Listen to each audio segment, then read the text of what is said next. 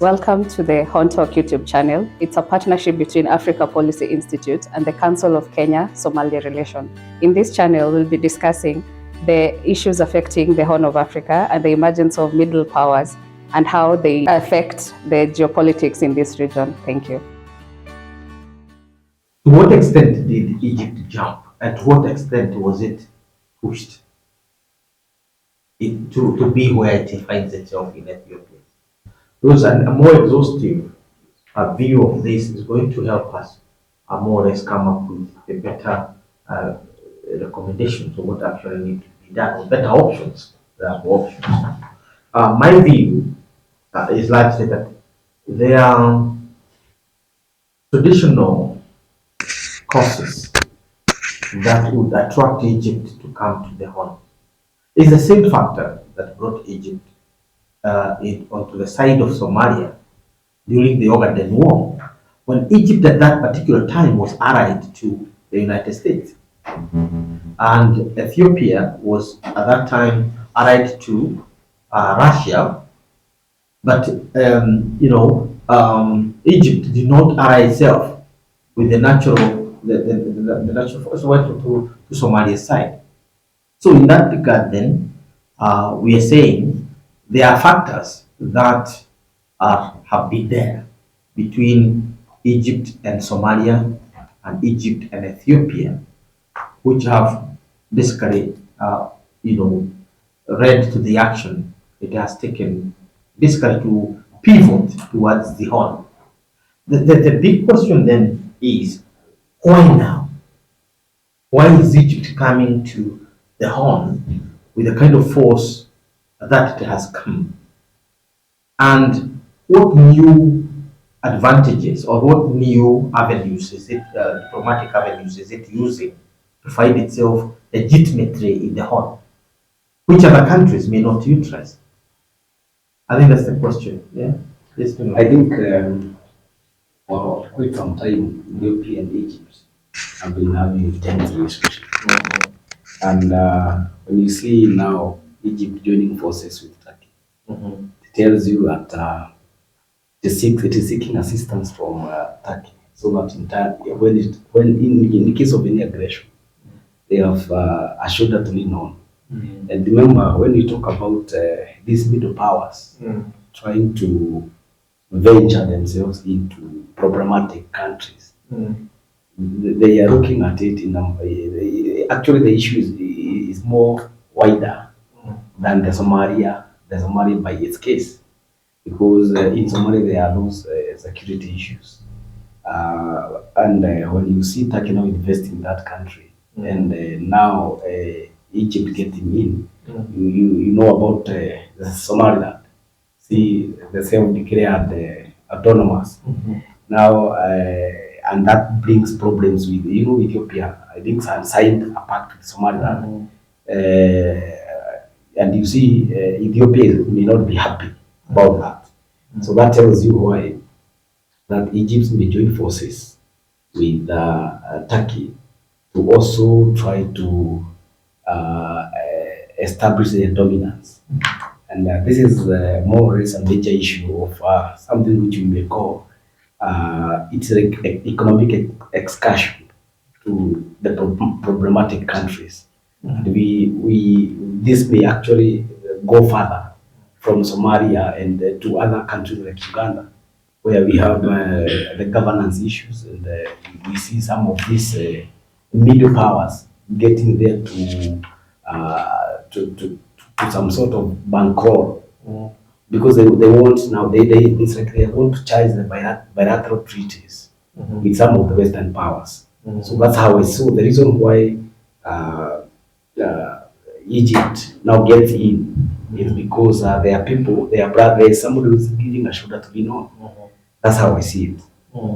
So in short, you are emphasizing the role, the pact between Somaliland, which is a territory of Somalia, Yes, and Ethiopia, yes, which is a neighboring country, over the 20-kilometer stretch of land near the port of Berbera. There's the immediate trigger of the Egyptian venture into the Horn, Yes. or the forceful entry into the Horn. And I think we'd like us to stay with that for a while before we get to the other factors. In this part, how then, why is Egypt? Why is Egypt? The big question is, why is this pact of concern to Egypt? Because it seems it is really a do or die. Why do I say so? I know my colleague Agri had mentioned the issue of the dam, the Nile. But the dam is no longer an issue now, as I say, because the dam is full. And the dam, luckily, there have been a lot of lanes in the region, including the Ethiopian highlands. So the dam filled within record time. Something that would have taken, perhaps many years now is full. And then there is no threat at all for Egypt in terms of the Nile. The Nile is at the same level as it is supposed to be, or even better. So why is this new pact such a big issue for Egypt? Um, I can say it in two ways. One is, you see, it threatens to dismember Somalia, to which to which Egypt may rely on for its own geopolitical interests.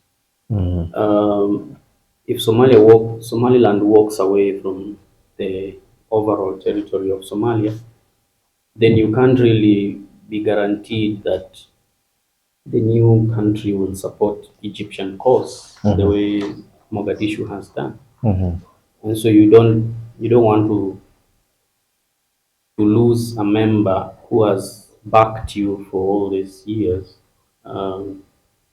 sort of in an alliance where there's a co-sponsorship support of issues that affect each other. Because that one will also bring another problem of distracting Mogadishu. Yeah, you need Mogadishu at a stable mind to also support you on these regional issues that you are working hard to maintain some kind of a old status quo. And so Egypt has bequeathed itself the role of trying to fight for the unity of Somalia by trying to negate the MOU, because the MOU may not just see Somaliland walk away.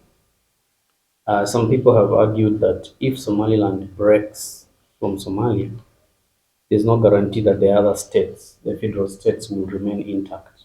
I mean, Somalia is like a united Somalia in principle, but if one is let to go, then it could easily open a floodgate of secessionists. And once that happens, it risks dissolving the entire territory of Somalia from the map. I know, Professor, you talked about in the past about how Poland disappeared, came back and disappeared from the map. You don't want to see a country that comes on the map and then disappears, and comes, because when it reappears in future, the preconditions of that country may totally be different from what you are used to. So you don't want Somalia to be the Poland of Africa. Sort of. I love that. Sort of. And then the second reason is, I think this is just an opportunity for Egypt to sort of flex its muscle.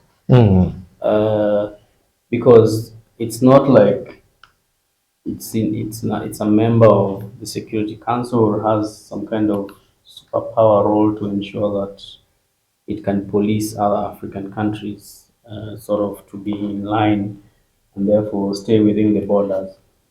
There's no role that Egypt has been given in that direction, but it sees itself as an entity that can come in and, like Egyptian officials are talking openly about helping Somalia maintain its unity, but they are not saying who has given them this duty to police or protect Somalia. So I think it is just an opportunity for them to come in the horn and play some role which could eventually benefit their relevance as well as their national interest.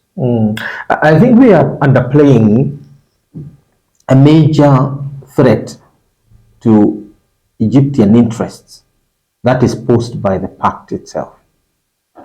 You know, all the wars that Egypt has been involved in, apart from the one with Israel, largely have been over the Nile, the Suez Canal, which is the gateway to the Red Sea and also the gateway to the Mediterranean, right? Now, look at the pact between Somaliland and Ethiopia and what it means for the future of the Red Sea and the Suez Canal as avenues between for trade and other transactions between the West and the East, and Egypt there in between,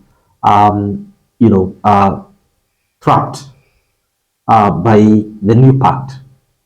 The 20 kilometers that Ethiopia, that are subject of the pact between Ethiopia and Somaliland, are at the entry of the Red Sea, that is at the Gulf of Eden.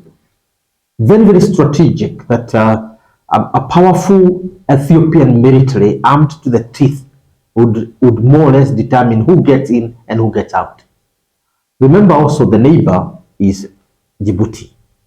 And there must be a reason why all the powers in the world, from Japan, China, France, America, Britain, and mention them, have naval bases in the tiny Djibouti. There must be a reason. And therefore, the reason is the geographical positioning of Djibouti, but even the 20 kilometers are even better positioned because they are ahead of Djibouti. So in other words, even Djibouti itself might be rendered irrelevant because the determinant force might actually be Ethiopia. That's the argument, and therefore, Ethiopia has already managed to outmaneuver Egypt in the Nile politics, built a dam, filled it against all the wishes of Egypt, and Egypt cannot throw a bomb or maybe a bullet because the dam is a threat to Sudan. Because if it bursts open, Khartoum will be history, and the neighbor, given the volume of water and so on. And now, Ethiopia is now going to now endanger the other water, which is also important to Egypt. Talk about water wars. This is a perfect, a case of water wars. You have lost one battle in the water wars, and you're about to lose the second. Do you think Egypt is going to sleep on its laurels and watch Ethiopia run roughshod over its interests in the regional waters? This is the big question that I thought we need to. Yeah. Yeah, I think I agree with you on that, because if you look at the business volume and the revenues that Egypt gets from the Suez Canal, it's because of the ships passing through the Red Sea and connecting through the Suez Canal into the Mediterranean Sea. And they charge a fee to every ship that passes there.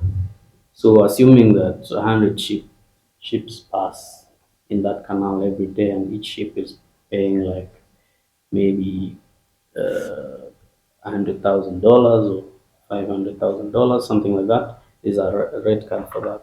So if you're going to allow Ethiopia to sort of establish a naval base, we don't know what role this naval base is going to do for Ethiopia, because they have called it clearly it's not a commercial port.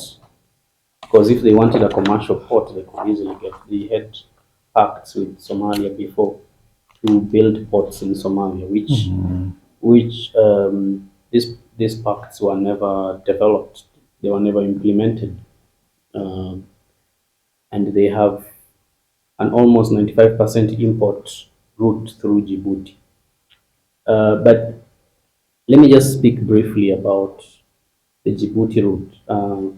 Given the internal strife in Ethiopia, where there are some ethnic clashes along the route into Djibouti, it has rendered it also not very certain. Sometimes these communities raid and maybe render the route very inaccessible or cause delays into importation.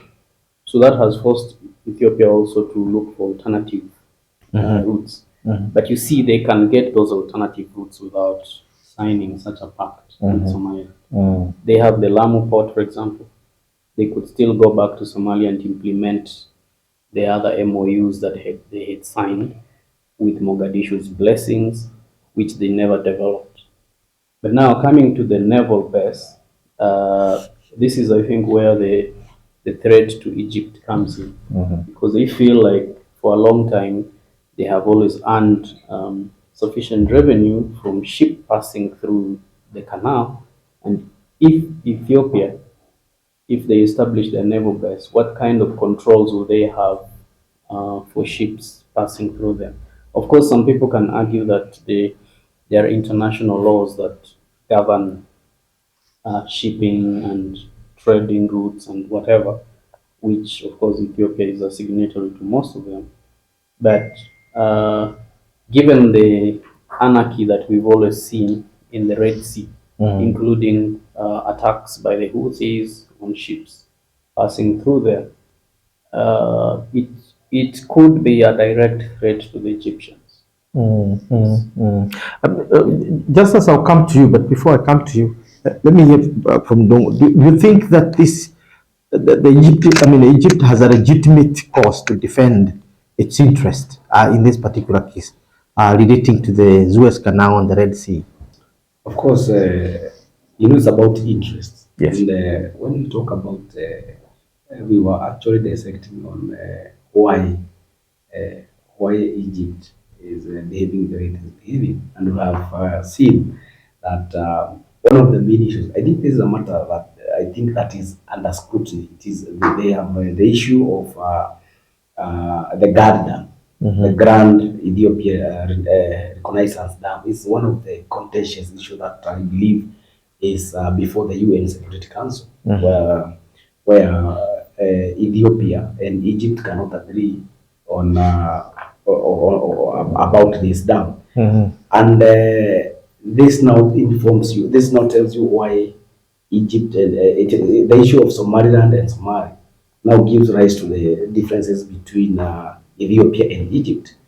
And let us remember that Ethiopia is a landlocked country, and in January this year, it moved to conduct one of its most controversial strategies, that is recognizing Somaliland as an independent country. And you see the federal Somalia was very mad about that, and that is why they moved quickly to sign a pact or an agreement with Turkey, because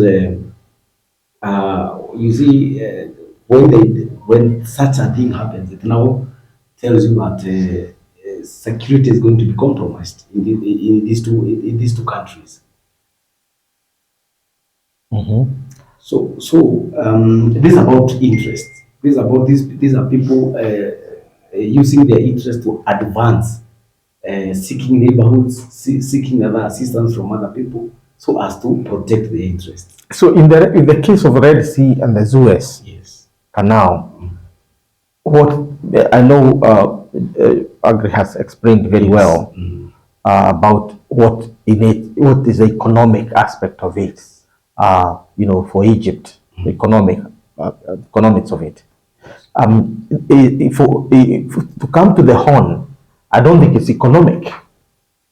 It's coming to the Horn is economic. Does it perceive any security threat, which is leading to that? That's what I wanted to clarify. Egypt, for a country like Egypt, they get the electricity. Yes. They get their water and even irrigation. Yeah. From the Nile. Yes. So if you ask whether they are justified, I would say yes, because these people want also to protect their interest. They get their electricity from this river. Okay. Yeah, that's fine. So there are legitimate security concerns of Egypt relating to the positioning of the land that Ethiopia would want to occupy vis-a-vis the entrance to the Red Sea and eventually to the Suez Canal. And to me, I think this is the shared concern between Egypt and Turkey. Yes. And it is also a major concern for many other powers globally, which explains why the venture, the Ethiopian venture into this deal was basically criticized by all players globally, including the United States, European Union, and others. They were vehemently opposed to this intervention on infringement of the sovereignty of Somalia. And for Egypt, this actually became a good reason to basically to come in and contain, an expansionist Ethiopia. That's how I see it. And for Egypt, it's even more because Egypt has already lost the battle for the Nile waters, since the whole idea of the dam is not reversible. There's no way that Ethiopia is going to dry the dam, and there's no way Egypt can bomb the dam and basically destroy it. So it is a done deal. And there's no way Ethiopia can control the future of the dam. If there's a 10-year drought and the dam has to fill, Egypt has no security that it will have its water flowing in, because it has first of all to fill the Ethiopian dams and then can flow into the Nile. And that is the long-term concern of the Egyptians, because they have no control over the weather that they will ensure. And there's no deal that has been done between Egypt and Ethiopia to say that they will release water to ensure that the flow is consistent, even during those lean years. So there's a legitimate concern there. But I wanted us to venture into some other factor that is very also important, and I don't know whether Justice will help us in this. That both Egypt and Ethiopia are members of the African Union, because they're African countries. And as members of the African Union, there is the peacekeeping mission, which is the Africa Transition Mission in Somalia, ATMIS. Its time is expiring in the next 2 or 3 months. And the African Union has agreed to have a new arrangement that is going to ensure that there's no vacuum in Somalia that can be taken advantage of by other players, particularly the Al-Shabaab and other terrorist groups like Al-Qaeda or whatever you want to mention. And therefore, we don't want a situation in Somalia which is like the one we found in Afghanistan, where the Americans left and then the Taliban, whether there was an agreement or no agreement, the Taliban took over. And therefore, we're questioning, why was that war necessary? Because if it was to defeat the Taliban, and the Taliban are coming back when you exit, then did you win or did you lose? In the case of Somalia, I think neither the neighbors nor the international community or the African Union want to see this kind of a situation. And therefore, there's a new force coming. And Egypt was among the first to commit its forces and its troops, so that the Egyptians are not having just a bilateral arrangement with Somalia, which they have had in the past with Ethiopia, but are actually coming as a legitimate African Union troop contributors. And they're not only coming that way, they're also coming with the full support which the African force has never gotten before. Remember, this has been whether you're talking about UNISOM or calling it the AMISOM, whether it was AMISOM or ATMIS, both have been fighting with their hands tied. You don't have arms, you don't have air support unless it's a contribution. And in this particular case, the Egyptians are coming with heavy military support to the government of Somalia, meaning the future of Al-Shabaab is basically coming close to an end. So And what are we talking about in this I think case? there's something else that the Egyptians have benefited. Remember, each of these troop contributors in AMISOM and then later ATMIS, they always fought a legitimacy question. You could go to places where the locals don't want them. So they have to first win over Yeah, of the course. locals. I remember when KDF rehatted from just entering Somalia to part of AMISOM, they had to do a lot of social work in the villages in Jubaland to try and win the hearts and minds of the locals. Because without that, you could be set up and your mission becomes very disastrous. The Egyptians have had political support from Mogadishu, and people in general are, if you look at the social media, they are comparing Ethiopians to Egyptians, and they say, "Oh, these are our brothers. They helped us in the past. It's good they are coming back."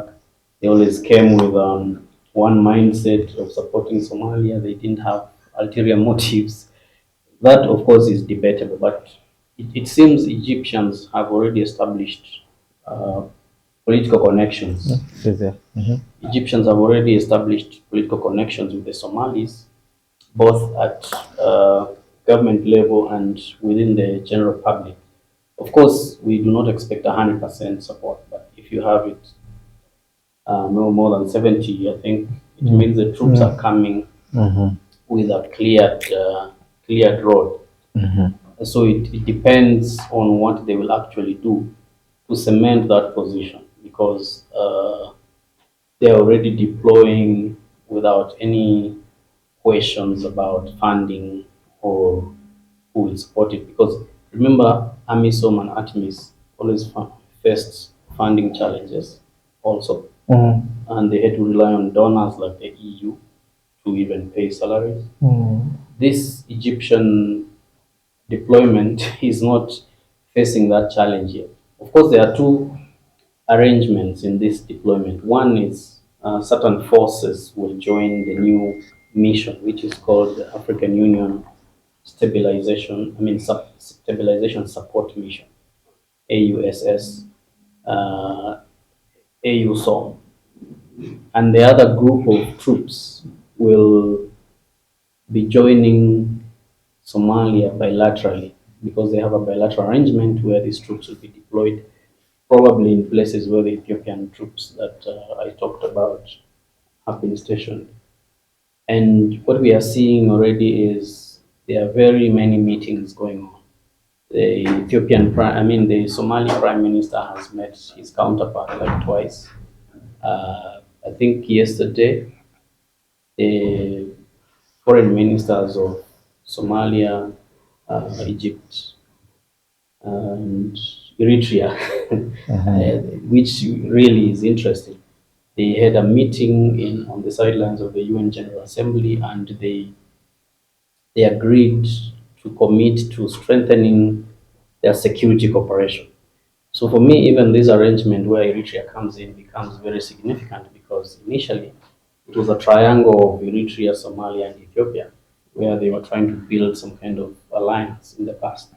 Now it seems Egypt has been replaced, has replaced Ethiopia in this arrangement, and so the political will, the political support that the Egyptians are already enjoying had been missing in the past.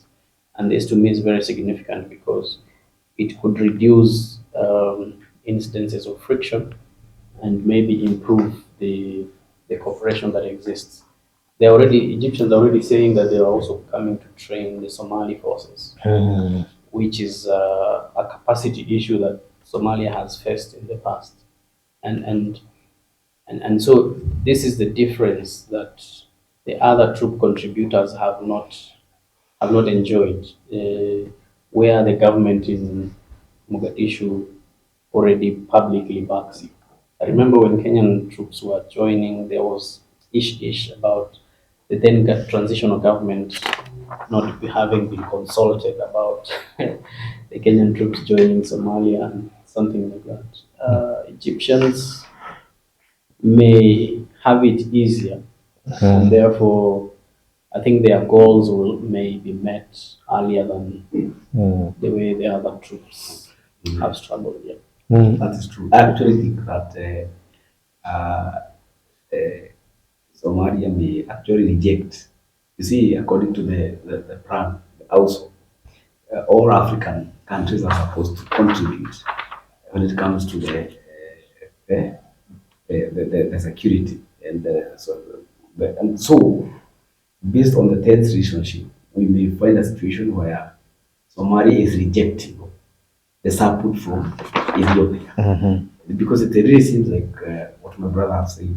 It seems like Egypt has actually replaced Ethiopia when it comes to that particular assistance, and that now actually risks the outcome that grouping is now faced with a risk because when you see a country rejecting a support of another country, and that there is a treaty, there's an African continent treaty when it comes to that matter, that therefore now shows that the future of that group are raising doubts. So yes, Justice, you say something. Yes, I wanted to come in. Check the camera. Yes, madam. Yeah, I wanted to come in into the previous point of discussion about Ethiopia, Egypt, and the waters. And I feel that this is a question about the river and the source, the battle between Egypt and Ethiopia. And my observation in this is that the number one critical question Egypt might be raising is what Gustavo mentioned about the security. And raising this out of the dam, because this might be the first project that comes in, just to see the politics around it. And maybe in the near future, we are likely to see a second bigger project, meaning it is weakening Egypt's wealth. And when I talk of wealth in Egypt, I think water is one of the greatest resource that Egypt might be banking on economically, or even in terms of the investments when we talk of the canal. So just to cut you short, so what you are saying is that the Egyptians are not concerned about the Millennium Current Dam, dam, yes. the current dam. They are more concerned about the future Future project. future project that might come Yeah. on top of what already is happening. Yes. So theirs is a mission of deterrence, Yes. that to ensure that they check, Ethiopia from building more dams, Yeah. or taking more arbitrary positions in regard to the waters. Yes. So I think that's a major point. Maybe you can explain. Yeah. Now, this one is a narration of the camel getting into the tent. So the camel will just put the head in, then the hump gets in, and finally the whole camel is inside Egypt, and then the tent is blown out. So the concern, the greatest concern for Egypt is future projects that might arise if they don't raise a concern on this first project. That is one. The other one is the issue of the geopolitics on this.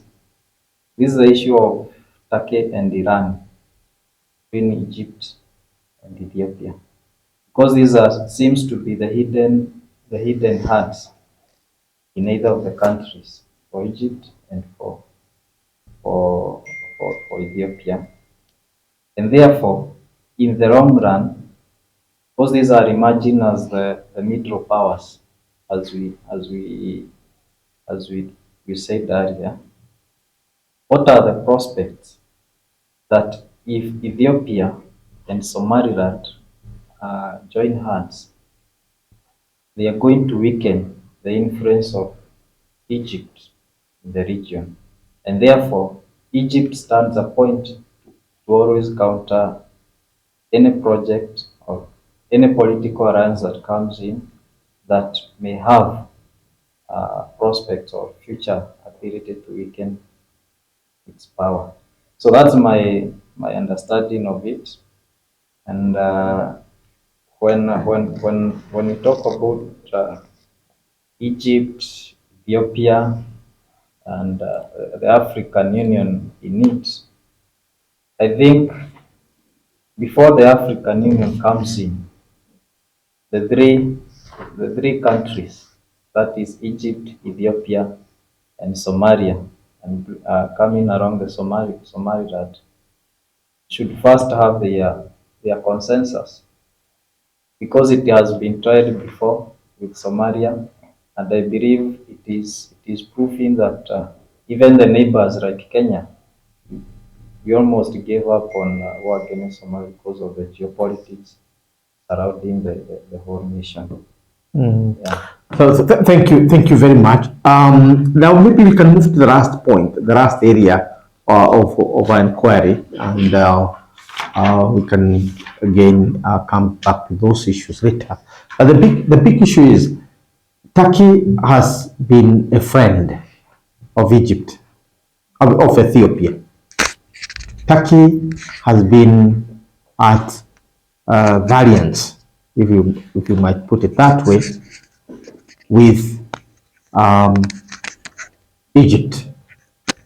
But now the game seems to be changing, and the two middle powers seems to be coming together. What is Turkey's motivation? What is driving Turkey's agenda in the region? We do know for sure that Turkey has one of the largest military bases now in Somalia. Its technology, military technology, including drones, have been widely used in the war against Al Shabaab already in Somalia, and Turkey has been training Somali troops for a long time, and also offering scholarships and other opportunities for the Somali people. And Turkey has become the second home for very many Somalis who find it comfortable to stay in Ankara or in Istanbul or any other area in Somalia, in Turkey. Who is now driving the new, diplomatic push and the new security push for Turkey? Thank you, Prof. I think we have to go back a little and see how Turkey's diplomacy in Africa has grown over the last 2 decades. They had very few embassies around 2004, and those embassies have grown, both embassies and diplomatic relations. I think they have now diplomatic relations with some 46 of the African countries, and that makes it a very big number, very big investment in foreign relations with the African continent. But if we move a little closer home, I think Turkey has an embassy in every of the countries in the Horn of Africa. Of course, with the exception of countries where the security situation is not very stable, where they have closed their mission because of safety. And then you look at the other tool they have used to maintain relations, and which is a business tool, that is Turkish Airlines. I think it's one of the few European airlines that flies in most of the capitals in the region. I find it sometimes difficult to categorize Turkey either as a European country or a Middle East country because of its cultural diversity. But for the purposes of this discussion, if you just look at the Turkish Airlines, they come to Nairobi, they come to Somalia, they come to Ethiopia, they come to Entebbe, they even go to Eritrea. Sometimes they even, I think they also go to Somaliland and also Djibouti. These are very significant steps because it means they have their finger on the pulse of every of these capitals. So for them, they have an advantage because each of these capitals and their leaders are sort of on their touch dial. Because they have established communication lines via Turkish Airlines, and so it makes it very easy to trade between Turkey and the African countries. These days, it's very easy to get a Turkish suit. I know people who have gone to Turkey for medical treatment because it's cheaper there, and because of the connection via Turkish Airlines, it's very easy to travel there and get treated and come back. So these kinds of medical tourism and the trade that Turkey is building with this region, and the way they have established the embassies and the diplomatic relations, not to mention that Turkey's largest embassy in Africa, I think it's in Mogadishu, and they also build a hospital there, and they have a military base there, and they have an economic agreement to develop the oil sector in Somalia. And so they have an interest in ensuring that, first of all, Somalia remains as one entity. And second, that the countries that relate with Somalia are not enemies of Turkey. And because of the web of Turkish airlines they have established, it's easy to generate the network of businesses between Turkey and these capitals. So for me, their most pressing interest here is to ensure that the business flows. And this business goes beyond just buying suits or eating in a Turkish restaurant in Nairobi. It also means that these countries can buy the Turkish technology without looking over the shoulder and thinking that Turkey is betraying the cause. Which is why, like, if you go to Ethiopia during the Tigray War, I think they used the Turkish drones to sort of change the trajectory of the war. And then you go to Somalia and they are training soldiers there. They have a military base. I think there's a special squad of the Somali National Army which they train routinely, and they have sort of multiplied the force numbers over the years. It's now establishing itself as a very good branch of the army. And so these motivations, to me, make it easy for Turkey to collaborate with Egypt because Egypt also has an interest in Somali National Army, for example. So who knows, maybe Turkey is selling this technology to Egypt, the equipment they are supplying to Somalia. We may need to check that, but I think there's a possibility that they may be collaborating on that kind of arrangement. Yeah. That's also interesting. But I thought we needed to also focus our attention on the immediate question.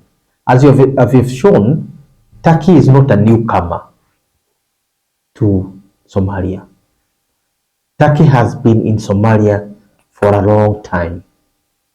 What is the urgency of now that is pushing Turkey to enter into a new arrangement with who would be a competitor or a rival, which is Egypt? What's the new game changer that's getting Turkey to find new alliances and forsake old allies and move to the direction that it is moving? Do you think? I think the relationship between Turkey and Ethiopia has largely been economic. When it comes to the Turkey and Somalia, I would say it has been sentimental. It's basically assisting an impoverished Muslim country to rebuild, and when it does that, it also seizes an opportunity for a military client. So I think what the country now may be at loggerheads with in future is what we would call the balance. because you find you are interested to also invest economically in Ethiopia, but Ethiopia is having some close relationship with Somalia. But for now, this Turkey, I think from where I see it, I would say it sees itself as an emerging middle power, as Rex put it in the beginning of this conversation. And it wants to, at some point, it also wants to show Egypt that it also wants to enter into a pact with Egypt. Because as Agri put it, this is an area where they see themselves as people who can also see businesses, a business deal when it comes to military. It has also helped build serious infrastructure projects in Somalia. So I would say the relationship between Turkey and Ethiopia is economic, while that of Turkey and Somalia, although they guide themselves as people who want to assist a country, a poor country, I see it's largely a business deal. It's largely economic in nature, no matter how you look at it. Yes. So in that connection, then you are aware that Turkey has been convening or basically supporting peace talks between Ethiopia and Somalia. So the Ankara talks have been very serious talks, but somehow from all sources, it's now clear that this is basically a dead horse, and Turkey is not going on to frog this horse. It's dead in water, can't do much. So might Turkey be quoting Egypt or Egypt quoting Turkey because there's no peaceful way out of the Ethiopia-Somalia conflict?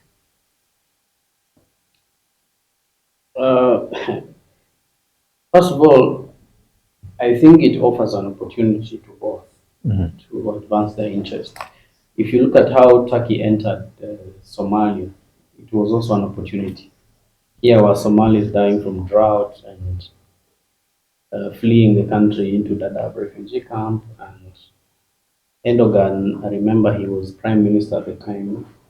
He traveled to Mogadishu, became the first Turkish top leader to visit Mogadishu.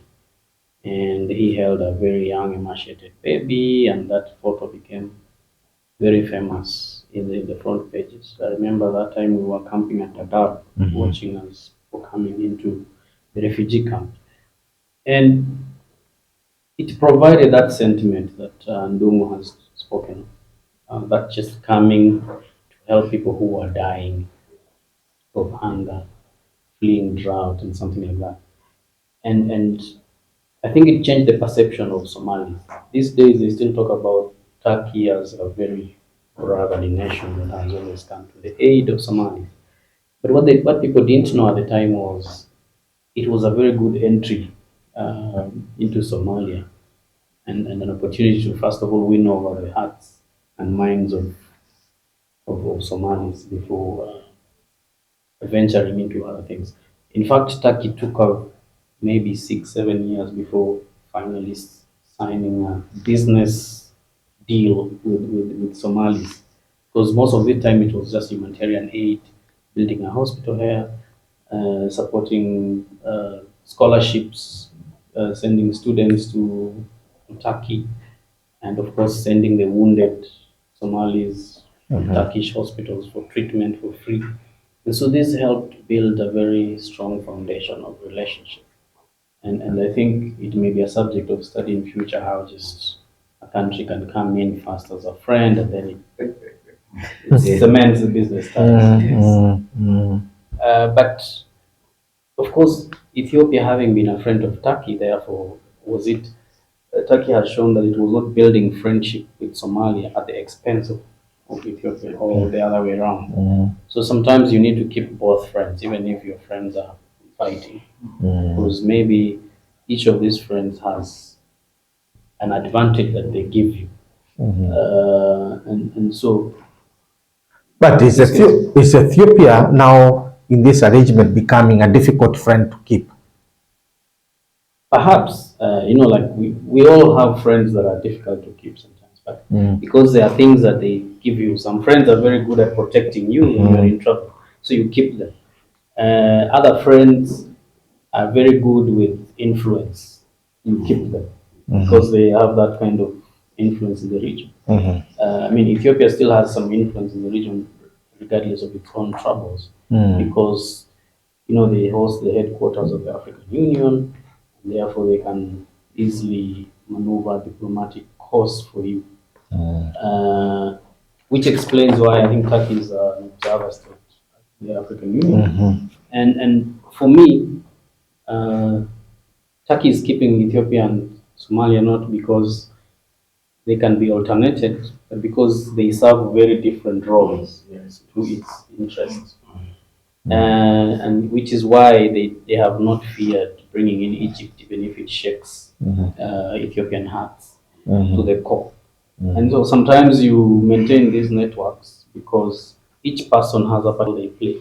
Somalis probably they give you the gift of appearing to be very humanitarian in nature and therefore always supporting the cause for those who are in trouble. Ethiopia, because of the way, I mean, it's the headquarters of Africa, so to speak. So you keep them because it gives you a diplomatic capital. Probably Ethiopian Prime Minister has contact for every ambassador posted in Addis Ababa, and therefore it can be easy for you to reach out. So I don't see this. I think this is just a coincidence for Turkey and Egypt to sort of maintain their interest in the home, but it's more about the Egyptian-Turkish relationship more than the way they relate with the Horn of Africa countries. But the current expansionism of Somalia, of Ethiopia, into Somalia, signified by the pact, might look to be threatening Turkish interests in Somalia, particularly that they have signed a series of pacts in the past, and also one would wonder would Turkey be concerned about the who controls the Red Sea, particularly the entry, the Gulf of Eden, right? Who controls the entry, and Ethiopia positioning itself to that. Would that be something that Turkey is concerned about? I believe Turkey must be at a very precarious situation. Yes. Although it is trying, I see Turkey as a country that tries to exemplify the phrase that says that your enemy's friend is not your enemy. But at some point, because when you see Turkey is investing largely especially on the military base in Somalia, the same case applies to Ethiopia. When it comes to Somaliland, they are also controlling the port of is it Berbera? Berbera, yes. So at some point, even as Turkey tries to present itself as a bigger brother here, at some point in the future, they will have conflict and it will have to make a sound judgment on where it wants to be. So that is it is going to be a situation which is very going to be, it will be very difficult to tackle because it will be forced to state which side you want to lean on. I find that it will bring problems in future. Very well, and I think really that is interesting, and the fact that the talks in Ankara between Ethiopia and Somalia don't seem to be yielding results that you can write home about. It's really a concern also for Turkey to find allies who would want to maintain its own interests in the region. It has a security pact with Somalia now, and it also has, economic pact with Somalia, particularly over ports and so on. Somalia itself is looking forward to beginning using its own resources like oil for reconstruction.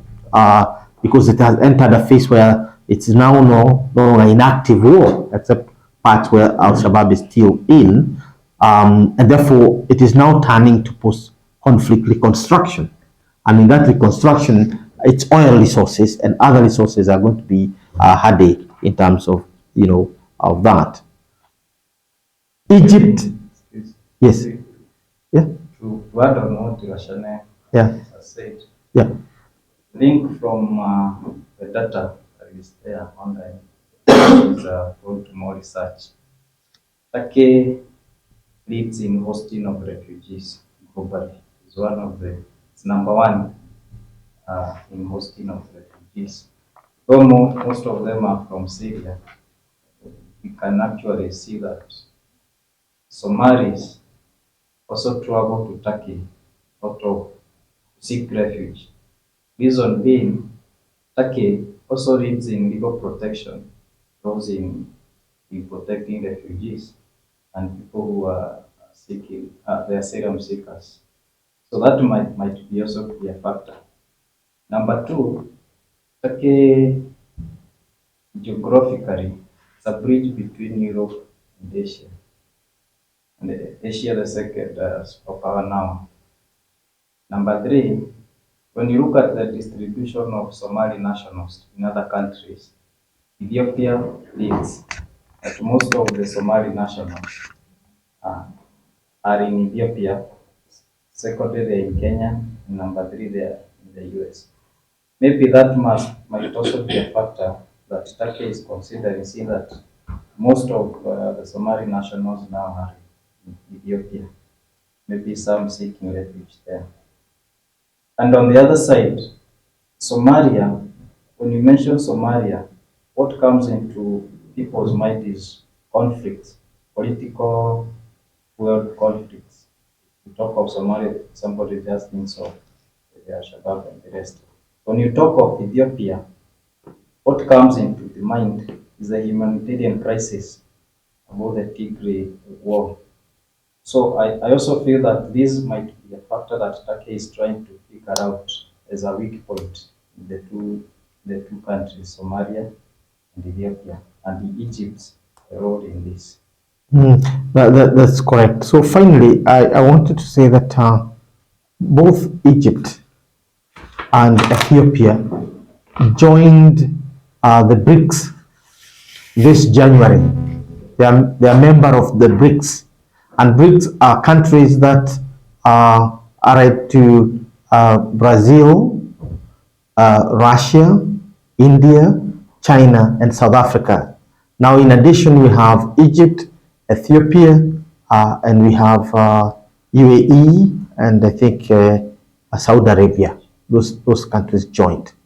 And the big question is whether Ethiopia and Egypt are going to move the war now from other parts to the BRICS, or inversely put, whether BRICS is going to offer a new platform for Ethiopia and Somalia to resolve this sovereignty question, because definitely Ethiopia is encroaching on the territory and sovereignty of Somalia. There's no doubt about that. It's very, very clear. But is this question likely to be solved within the BRICS, where China is a major player in the BRICS, and where China has successfully brokered deals within the Middle East that have never been done before? Is this a new venture for countries like China to now begin again influencing outcomes in the Horn? I think this and many other questions will become a part of our ongoing debate on the Horn Talks. And the Horn Talk is an initiative of the Africa Policy Institute and the Council for Somali Relations. And we say that the talk will continue. And I want to thank my panelists and the colleagues who have been here. This is a continuous, think tank, which will share perspectives with the region, with the continent, and those interested with African affairs continuously, particularly on development in the Horn of Africa. So we look forward to having you again in the panel, Agrimutambo, Ndungu Gachane, Justice Tuthi, and others who have been here with us this morning. Thank you very much, and look forward to seeing you next week. Thank you.